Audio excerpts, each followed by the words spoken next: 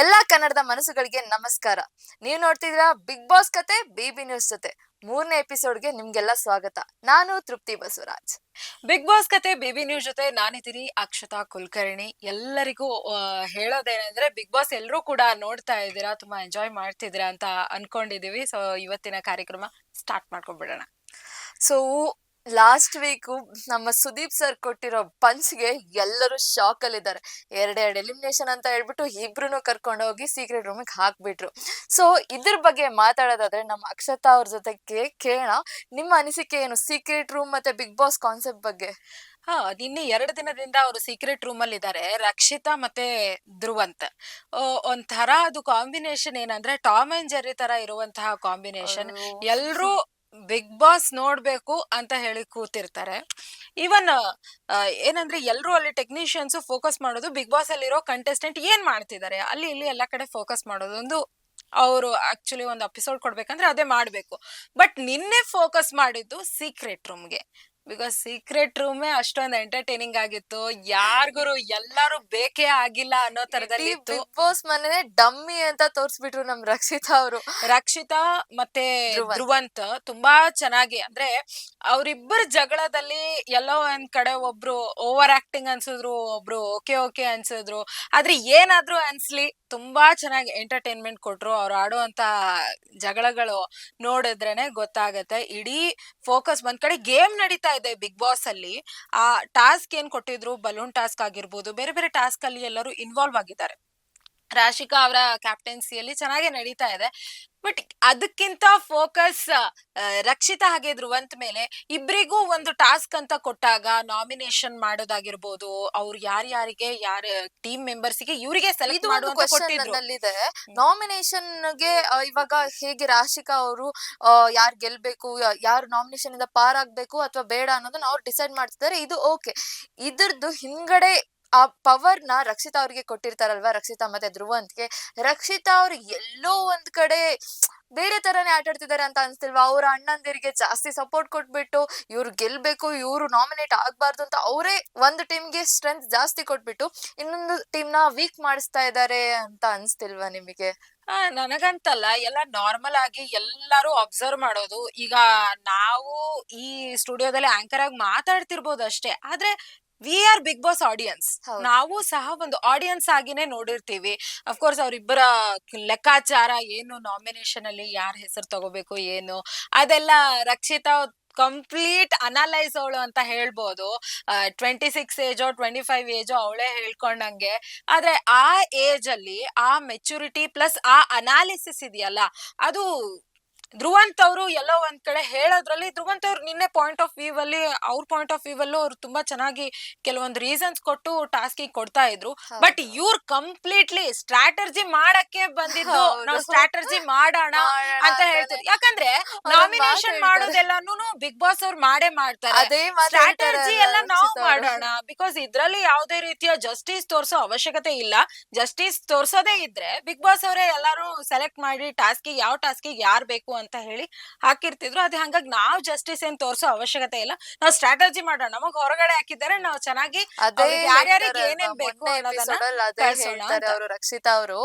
ಅದ್ರ ಜೊತೆಗೆ ನಮ್ಮ ರಕ್ಷಿತಾ ಅವರ ಆ ಮುಗ್ಧತೆ ಎಲ್ಲ ಹೊರಗ್ ಬರುತ್ತೆ. ಅವರು ಊಟ ಕೊಟ್ಟಾಗ ಟೇಸ್ಟಿ ಊಟ ಸಿಗುತ್ತೆ ನಮ್ಗೆ. ಆಮೇಲೆ ಅವರು ಅಷ್ಟು ಅರೇಂಜ್ಮೆಂಟ್ ಎಲ್ಲ ಮಾಡಿ ಕೊಟ್ಟಿರ್ತಾರೆ ಬಿಗ್ ಬಾಸ್ ಅವರು. ಟೇಬಲ್ ಆಗ್ಲಿ, ಆ ಲಕ್ಸುರಿನೆಸ್ ಆಗ್ಲಿ ಎಲ್ಲ ಕೊಟ್ಟಿರ್ತಾರೆ. ಆದ್ರೂ ನಮ್ ರಕ್ಷಿತಾ ಅವರು ಆರಾಮಾಗಿ ನೆಲದ ಮೇಲೆ ಕುತ್ಕೊಂಡು ಆರಾಮಾಗಿ ತಿಂತಾ ಇದ್ದಿದ್ ನೋಡಿದ್ರೆ ಅವ್ರ ಮುಗ್ಧತೆ ಹೊರಗಡೆ ತೋರಿಸ್ತಾ ಇದೆ. ನಿಮ್ಗೇನ್ ಅನ್ಸುತ್ತೆ ಇದ್ರ ಬಗ್ಗೆ? ಖಂಡಿತ. ಯಾಕಂದ್ರೆ ಒಂದು ಮನುಷ್ಯ ಅಂದ ತಕ್ಷಣ ಯಾರೇ ಒಂದ್ ಕ್ಯಾರೆಕ್ಟರ್ ತಗೊಂಡ್ರು ಅವರಲ್ಲಿ ಒಂದು ಫೀಲಿಂಗ್ ಜಾಸ್ತಿ ಇರುತ್ತೆ. ಒಂದು ನೆಗೆಟಿವಿಟಿ ಆಗಿರ್ಬೋದು ಅಥವಾ ಪಾಸಿಟಿವಿಟಿ ಆಗಿರ್ಬೋದು ಅಥವಾ ಫನ್ನಿ ಆಗಿರ್ಬೋದು. ಒಬ್ಬೊಬ್ರಿಗೆ ಅವ್ರ ಗುರು ಫನ್ನಿ ಗುರು ಅಂತ ಹಂಗ ಹೇಳ್ಬೋದು. ಬಟ್ ಎಲ್ಲಾರಲ್ಲೂ ಎಲ್ಲಾ ಕ್ಯಾರೆಕ್ಟರ್ಸು ಇರುತ್ತೆ.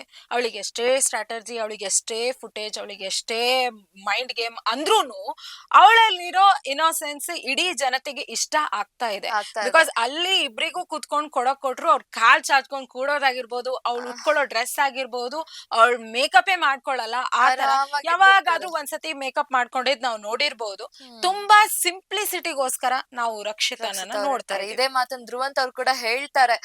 ನಾನೇನಾದ್ರೂ ಒಂದ್ ವೇಳೆ ಉತ್ತಮ ಕೊಡೋದಾಗಿದ್ರೆ ಲಾಸ್ಟ್ ವೀಕ್ ನಿನಗೆ ಕೊಡ್ತಿದ್ದೆ, ಯಾಕಂದ್ರೆ ಮುಂಚೆಯಿಂದನೂ ನಿಂದ ಇದೇ ಕ್ಯಾರೆಕ್ಟರ್, ಎಲ್ಲೂ ಚೇಂಜ್ ಆಗಲ್ಲ, ಯಾರನ್ನೂ ತಲೆ ಕೆಡ್ಸ್ಕೊಳಲ್ಲ ಅಂತಾನೆ ಹೇಳ್ತಾರೆ ಧ್ರುವಂತ್ ಅವ್ರು. ಇದೆಲ್ಲ ಒಂದ್ ಕಡೆ ಪಕ್ಕಕ್ಕಿಟ್ರೆ, ನಮ್ಮ ಚೈತ್ರ ಅವರು ನಿನ್ನೆ ಎಪಿಸೋಡ್ ಅಲ್ಲಿ ಅಶ್ವಿನಿ ಅವ್ರಿಗೆ ಸಾರಿ ಕೇಳ್ತಾರೆ.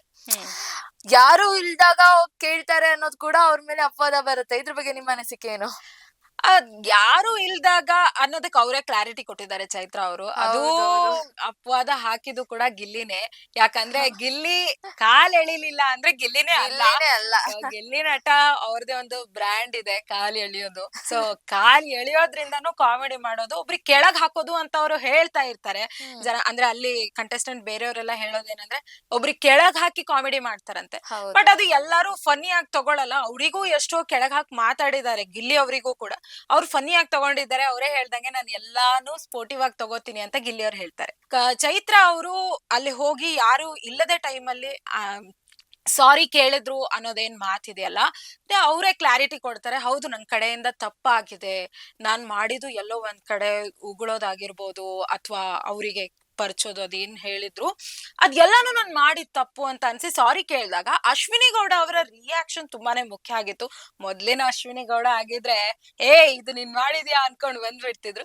ಇಲ್ಲ ಸರಿ ನೀವು ಓಕೆ ನಾನು ಓಕೆ ಅಂತ ರಾಜಿ ಆಗ್ತಾರೆ. ಅದಕ್ಕೆ ಗಿಲ್ಲಿ ಅವ್ರು ಟಾಂಗ್ ಕೊಟ್ಟಾಗ ಅವಾಗ ಚೈತ್ರ ಅವ್ರು ಹೇಳ್ತಾರೆ, ಇಲ್ಲ ನಾನು ಅದು ಏನ್ ಸಭೆ ಮಾಡಿ ಸಾರಿ ಕೇಳೋದು ಅವಶ್ಯಕತೆ ಇಲ್ಲ, ಅಲ್ಲಿ 100 ಕ್ಯಾಮ್ರಾ ಇದೆ, ಎಲ್ರೂ ನೋಡ್ತಾ ಇದ್ದಾರೆ, ಎಲ್ಲದ್ರ ಎದುರುಗಡೆನೆ ನಾನು ಸಾರಿ ಕೇಳಿದ್ದು ಅಂತ ಹೇಳಿ ಸ್ಪಷ್ಟೀಕರಣ ಕೊಡ್ತಾರೆ ಗಿಲ್ಲಿ ಅವರಿಗೆ. ಅದ್ರ ಜೊತೆಗೆ ಗಿಲ್ಲಿ ಅವ್ರು ಕೂಡ ಹೇಳ್ತಾರೆ ಅಲ್ವಾ ಅಶ್ವಿನಿ ಅವ್ರ ಬಗ್ಗೆ. ಅಶ್ವಿನಿ ಅವ್ರು ಮುಂಚೆ ಎಲ್ಲ ಎಷ್ಟು ಸ್ಟ್ರಾಂಗ್ ಆಗಿದ್ರು, ಎಷ್ಟು ಏನೇ ಇದ್ರು ನಿಂತ್ಕೋ ಗುರು ಅನ್ನೋ ತರ ಇದ್ರು. ಆದ್ರೆ ಇವಾಗ ಅಶ್ವಿನಿ ಅವ್ರು ಯಾಕೋ ಸೈಲೆಂಟ್ ಆಗ್ಬಿಟ್ಟಿದ್ದಾರೆ ಅನ್ನೋದು ನಮಗೂ ಇದೆ. ಅಂಡ್ ಗಿಲ್ಲಿ ಅವ್ರು ಕೂಡ ಹೇಳ್ತಾರೆ, ಬಿಗ್ ಬಾಸ್ ಮನೆಗೆ ಅನ್ನಪೂರ್ಣೇಶ್ವರಿ ಆಗ್ಬಿಟ್ಟಿದ್ದಾರೆ ಅಶ್ವಿನಿ ಅವರು ಅನ್ನೋ ತರ ಹೇಳ್ತಾರೆ. ಅದು ಆಕ್ಚುಲಿ ನಿಜಾನೇ. ಅಶ್ವಿನಿ ಅವ್ರನ್ನ ನೀವು ನೋಡ್ಬೋದು, ಮುಂಚೆ ಇದ್ದಿದ್ದು ಬೇರೆ ತರ, ಇವಾಗ ಸಣ್ಣ ಆಗ್ಬಿಟ್ಟಿದ್ದಾರೇನೋ ಅನ್ನೋದು ಕೂಡ ನನಗೆ ಅನಿಸ್ತಿದೆ. ಸ್ಕ್ರೀನ್ ಮೇಲೆ ಯಾಕೋ ಸಖತ್ ವೀಕ್ ಆಗಿದ್ದಾರೆ ಅನ್ನೋದು ಕೂಡ ಅನಿಸ್ತಿದೆ. ಅಂಡ್ ಇದೆಲ್ಲ ಪಕ್ಕಕ್ಕಿಟ್ರೆ ಮಾಲು ಅವ್ರ ಬಗ್ಗೆ ಮಾತಾಡೋದಾದ್ರೆ, ಮಾಲು ಅವರು ಮೊದ್ಲೆಲ್ಲ ಸೈಲೆಂಟ್ ಆಗಿ ಅವ್ರಾಯ್ತು ಅವ್ರ ಪಾಡಾಯ್ತು ಆ ಕಡೆ ಸೈಲೆಂಟ್ ಆಗಿ ಕುತ್ಕೊಂಡಿರ್ತಿದ್ರು. ಇವಾಗ ನಿನ್ನೆ ಎಪಿಸೋಡ್ ಅಲ್ಲಿ ಹಾಡ್ ಹೇಳಕ್ ಸ್ಟಾರ್ಟ್ ಮಾಡ್ಬಿಟ್ಟಿದಾರಪ್ಪ. ಏನು ಇದ್ರ ಸೀಕ್ರೆಟ್ ಏನು ಅಂತ ನಿಮ್ಗೆ ಏನಾದ್ರು ಗೊತ್ತಾ? ಫಸ್ಟ್ ಆಫ್ ಆಲ್ ಮಾಳು ಅವರು ಯಾವಾಗ್ಲೂ ಜಾಸ್ತಿ ಕಾಣಿಸ್ಕೊಳಲ್ಲ ಅಂತ ಹೇಳ್ತಾರೆ. But Bigg Boss is a game of expect unexpected ಅಂತ ಹೇಳ್ತಾರೆ. ಏನ್ ನಾವು ಊಹೆನೂ ಮಾಡ್ಲಿಕ್ಕಾಗಲ್ಲ, ಅದೇ ಇದು ಗೇಮ್ ಅನ್ನೋ ತರ. ಬರೀ ಟಾಸ್ಕ್ ಅಂತ ಅಲ್ಲ, ಅವರ ವ್ಯಕ್ತಿತ್ವ, ಅವ್ರ ಸೋಲ್, ಪ್ಯೂರ್ ಸೋಲ್, ಯಾರು ಎಷ್ಟು ಪ್ಯೂರ್ ಆಗಿದ್ದಾರೆ. ಈಗ ಒಂದಿನ ಬಂದ್ ಜೋರಾಗಿ ಜಗಳ ಆಡಿದ ತಕ್ಷಣ ಕ್ಯಾಮ್ರಾ ಎಲ್ಲ ನನಗೆ ಫೋಕಸ್ ಆಗುತ್ತೆ ಓಕೆ ಅಂತ ಹೇಳಿ ಏಳಪ್ಪ ಅಂತ ಹೇಳಕ್ ಆಗಲ್ಲ. ಬಿಕಾಸ್ ಸೈಲೆಂಟ್ ಆಗಿದ್ದವರು ಒಳ್ಳೆ ರೀತಿಯಿಂದ ತುಂಬಾ ಚೆನ್ನಾಗಿ ಆಟ ಆಡ್ಬೋದು. ಹಾಗಾಗಿ ಮಾಳು ಅವರಿಗೆ ಅವ್ರದೇ ಒಂದು ಫ್ಯಾನ್ ಬೇಸ್ ಇದೆ, ತುಂಬಾ ಒಳ್ಳೆ ಫ್ಯಾನ್ಸ್ ಇದ್ದಾರೆ, ಅವ್ರಿಗೆ ತುಂಬಾ ಸಪೋರ್ಟ್ ಮಾಡ್ತಾರೆ. ಇಡೀ ಉತ್ತರ ಕರ್ನಾಟಕ, ನಮ್ಮ ಕಲ್ಯಾಣ ಕರ್ನಾಟಕ ಇಡೀ ಮಾಳು ಅವರಿಗೆನೆ ಸಪೋರ್ಟ್ ಮಾಡುತ್ತೆ. ಹಾಗಾಗಿ ಮಾಳು ಅವರು ಹಾಡಿಂದ ಎಲ್ಲರ ಮನ್ಸನ್ನ ಗೆದ್ದಿದ್ದಾರೆ ಒಂದ್ ಕಡೆ. ಇನ್ನೊಂದು, ನಿನ್ನೆ ನೀವು ಕೇಳ್ದಂಗೆ ರಾಶಿಕಾ ಅವರು ನಾಮಿನೇಟ್ ಮಾಡಿದ್ರು. ಐ ಮೀನ್ ಅವ್ರಿಗೆ ಯಾಕೆ ಡೈರೆಕ್ಟ್ ನಾಮಿನೇಟ್, ಅವ್ರಿಗೊಂದು ಅದು ಇತ್ತು ಅಂದ್ರೆ ಅವ್ರಿಗೊಂದು ರೈಟ್ ಇದೆ ಕ್ಯಾಪ್ಟನ್ಸಿ ಆಗಿ ಡೈರೆಕ್ಟ್ ಆಗಿ ನಾಮಿನೇಟ್ ಮಾಡ್ಬೇಕು ಅಂತ. ಡೈರೆಕ್ಟ್ ಆಗಿ ನಾಮಿನೇಟ್ ಮಾಡ್ತಾರೆ. ಆಗ ಮಾಳು ಅವರು ಅದಕ್ಕೆ ರಕ್ಷಿತಾ ಅವರು ಕೂಡ ಕಮೆಂಟ್ ಮಾಡ್ತಾರೆ, ಪ್ಯೂರ್ ಸೋಲ್ ಕೂಡ ನೋಡ್ಬೇಕು, ಯಾಕಂದ್ರೆ ಇದು ಗೇಮ್ಸ್ ಆಟ ಅಷ್ಟೇ ಅಲ್ಲ, ಇದು ವ್ಯಕ್ತಿತ್ವದ ಆಟ ಅಂತ ಹೇಳಿ ರಕ್ಷಿತಾ ಅವರು ಹೇಳ್ತಾರೆ. ಹಾಗಾಗಿ ನಿನ್ನೆ ಮಾಳು ಅವ್ರು ಹಾಡಿದ್ದು ಎಲ್ಲೋ ಒಂದ್ ಕಡೆ ಓಕೆ ನಾನು ಕಾಣಿಸ್ಕೋಬೇಕು, ನಾಮಿನೇಟ್ ಆಗಿದ್ದೀನಿ, ಆ ಒಂದು ಭಯದಲ್ಲಿದಾರ ಅಂತ ಹೇಳಿ ಗೊತ್ತಾಗ್ತಾ ಇಲ್ಲ. ಬಟ್ ಅವ್ರು ಹಾಡಿದ್ದಾರೆ, ಎಲ್ರಿಗೂ ರಂಜಿಸಿದ್ದಾರೆ, ಖುಷಿ ಅಂತೂ ಆಗತ್ತೆ. ಮಾಳು ಅವ್ರು ಹಾಡಿದ್ರೆ ಖಂಡಿತ ಖುಷಿ ಆಗುತ್ತೆ. ಹೌದು. ಎನಿವೇಸ್ ಆ ಸೀಕ್ರೆಟ್ ರೂಮ್ ಮತ್ತೆ ಬಿಗ್ ಬಾಸ್ ಜಗಳಗಳು, ಅದು ಆ ಸೀಕ್ರೆಟ್ ರೂಮಿನ ಬಾಂಬು ಎಲ್ಲಾ ಕಡೆ ಇವಾಗ ಓಡಾಡ್ತಾನೆ ಇದೆ. ಎಲ್ಲ ಸೋಷಿಯಲ್ ಮೀಡಿಯಾದಲ್ಲೂ ಫುಲ್ ಟ್ರೆಂಡಿಂಗ್ ಅಲ್ಲೇ ಇದೆ. ಇದೆಲ್ಲ ಇವಾಗ ಪಕ್ಕದಲ್ಲಿ ಬಿಟ್ರೆ, ಇವತ್ತಿನ ಎಪಿಸೋಡ್ ನೋಡೋದಾದ್ರೆ, ಇವತ್ತಿನ ಪ್ರೋಮೋ ರಿಲೀಸ್ ಆಗಿದೆ. ಅದರಲ್ಲಿ ನಮ್ಮ ಕಾವ್ಯ ಮತ್ತೆ ಅಶ್ವಿನಿ ಗೌಡ ಅವರು ಜಗಳ ಆಡ್ತಾರೆ.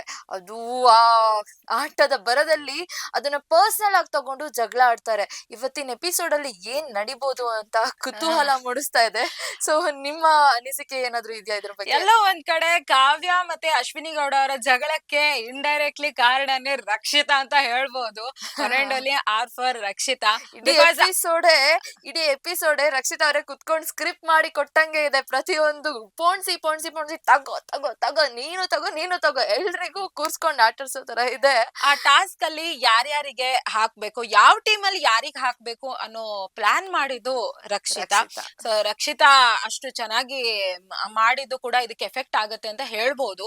ಅಲ್ಲಿ ಅಶ್ವಿನಿ ಗೌಡ ಅವರು ಕಾವ್ಯ ಅವ್ರ ಜಗಳ ಆಡ್ಬೇಕಾದ್ರೆ ಇವತ್ತಿನ ಪ್ರೋಮೋ ನಾನ್ ನೋಡ್ದೆ. ಪ್ರೋಮೋ ಅಲ್ಲಿ ನೀನ್ ಮೋಸಗಾರ್ತಿ ಅಂತ ಹೇಳಿ ಕಾವ್ಯ ಅವ್ರು ಅಂದಿದ್ದು ತುಂಬಾ ಹರ್ಟ್ ಆಗುತ್ತೆ ಅಶ್ವಿನಿ ಗೌಡ ಅವರಿಗೆ. ಅವ್ರು ಹೇಳ್ತಾರೆ, ನಾನೇನ್ ಮೋಸ ಮಾಡಿದೀನಿ, ಬಿಗ್ ಬಾಸ್ ಅಲ್ಲಿ ಇಷ್ಟ ದಿನದಿಂದ ಇದ್ದೀನಿ, 80 ದಿನ ಆಯ್ತು, ನಾನ್ ಏನ್ ಮೋಸ ಮಾಡಿದೀನಿ ಅನ್ನೋ ಪ್ರಶ್ನೆಯನ್ನು ಕೂಡ ಮಾಡ್ತಾರೆ. ಅಯ್ಯೋ ನಾಯಿ ಬಾಲ ಡೊಂಕೆ ಅಂತ ಹೇಳ್ತಾರೆ ಕಾವ್ಯ ಅವರು. ಹಂಗಾಗಿ ಕಾವ್ಯ ಯಾಕ ಆ ಮಾತ್ ಅಂತಾರಂದ್ರೆ, ಯಾವಾಗ್ಲೂ ಯಾವ್ದೇ ಫೈಟ್ ನಡೆದಾಗ ಇದು ಅಶ್ವಿನಿ ಗೌಡ ಅವರು ಯಾವಾಗ್ಲೂ ಎದ್ ನಿಲ್ತಾರೆ, ಎಲ್ಲದಕ್ಕೂ ಕ್ವೆಶನ್ ಮಾಡ್ತಾರೆ, ಸ್ಟ್ರಾಂಗ್ ಆಗಿ ನಿಲ್ತಾರೆ, ಬೋಲ್ಡ್ ಆಗಿ ಮಾತಾಡ್ತಾರೆ. ಆಮೇಲೆ ಅವ್ರು ವಾಯ್ಸ್ ಇದೆಯಲ್ಲ ತುಂಬಾ ರೇಸ್ಡ್ ಆಗಿ ಮಾತಾಡ್ತಾರೆ, ಜೋರಾಗಿ ಮಾತಾಡ್ತಾರೆ. ಹಂಗಾಗಿ ಅವ್ರೆಲ್ಲೋ ಒಂದ್ ಕಡೆ ನೆಗೆಟಿವ್ ಆಗಿ ಕಂಡ್ರುನು ಈಗ ಅವರು 2.0 ವರ್ಷನ್ ಅಲ್ಲಿ ಇದ್ದಾರೆ. ಹಂಗಾಗಿ ಈಗ ಅಂದ್ರೆ ಕಾವ್ಯ ಹೇಳಿದಕ್ಕೂ ಒಂದು ಅರ್ಥ ಇದೆ. ಯಾಕಂದ್ರೆ ಅಷ್ಟು ದಿನದಿಂದ ನೆಗೆಟಿವ್ ಆಗಿ ಬಂದೆ, ನಾಯಿ ಬಾಲ ಡೊಂಕೆ ಅಂತ ಹೇಳಿ ಅವಳು ಹೇಳ್ತಾಳೆ. ಅದು ಎಲ್ಲೋ ಒಂದ್ ಕಡೆ ಆಟದ ಭರದಲ್ಲಿ ಗೇಮ್ ಆಗಿ ಅಷ್ಟೇ ನೋಡ್ದೇನೆ ಪರ್ಸನಲ್ ಆಗಿ ನನಗೆಲ್ಲೋ ಟಾರ್ಗೆಟ್ ಮಾಡಿದಾರೆ ಅಂತ ಹೇಳಿ ಕಾವ್ಯ ಅನ್ಕೊಂಡಿದ್ದು. ಆಮೇಲೆ ಕಾವ್ಯ ತುಂಬಾ ಚೆನ್ನಾಗಿ ಆಡ್ತಾ ಇದ್ದಾರೆ. ಗಿಲ್ಲಿ ನಟನ್ ಜೊತೆ ಅವ್ರಿಗೆ ಕಾಂಬಿನೇಷನ್ ಮಾಡಿದ್ರು ಇವಾಗ ಎಲ್ಲಾರ ಜೊತೆ ಮಾತಾಡ್ತಾ ಇದ್ದಾರೆ, ಅವ್ರು ಆಡ್ತಾ ಇದ್ದಾರೆ.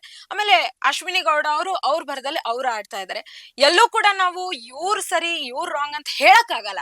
ಬಿಕಾಸ್ ನಾವೇನೇ ಇಲ್ಲಿ ಕುತ್ಕೊಂಡು ಮಾತಾಡ್ತೀವಿ, ಆಮೇಲೆ ಅವರೇ ಒಂದಾಗಿರ್ತಾರೆ. ಆಬ್ವಿಯಸ್ಲಿ. ಸೊ ಮೂರನೇ ವ್ಯಕ್ತಿಯಾಗಿ ಮಾತಾಡ್ಬಾರ್ದು ಅಂತ ನಾವು ಕಲೀಲೇಬೇಕಾಗುತ್ತೆ. ಇಲ್ಲ ಕಮೆಂಟ್ ಮಾಡ್ಬೋದು. ಅಂದ್ರೆ ಇವಾಗ ಈ ವೀಕ್ ಅಲ್ಲಿ ಅವ್ರು ನಮಗ್ ಚೆನ್ನಾಗ್ ಕಾಣಿಸ್ತಿದ್ದಾರೆ, ನೆಕ್ಸ್ಟ್ ವೀಕ್ ಅಲ್ಲಿ ಚೆನ್ನಾಗ್ ಕಾಣ್ಬೋದು.